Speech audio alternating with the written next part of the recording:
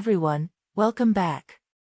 Today we're going to talk about the uses of auxiliary verb, to be, and how to form short answers with it. Let's get started. The verb, to be, is a very important verb in English, and we use it in many different ways. One of the most common ways to use to be is when we answer questions or confirm information with short answers. Short answers are a quick and easy way to communicate with others in English. So, when someone asks you a question that uses the verb to be, you can give a short answer using the same form of the verb that was used in the question.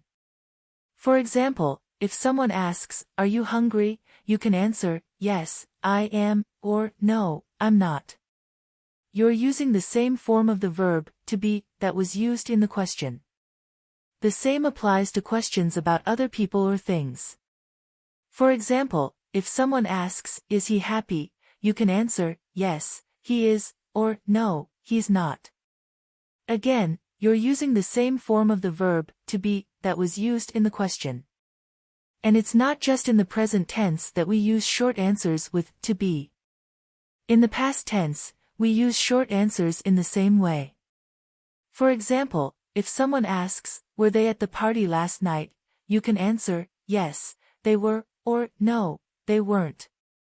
Again, you're using the same form of the verb to be that was used in the question. Let's see an example. Imagine you're talking to someone about your favorite food, and they ask you, "Is pizza your favorite food?" You can answer, "Yes, it is," or "No, it's not."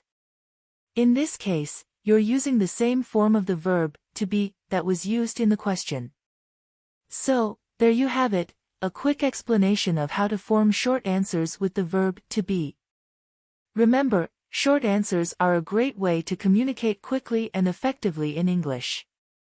The next time you're asked a question that uses to be, try using a short answer to confirm or deny it. And as always, keep practicing your English skills every day.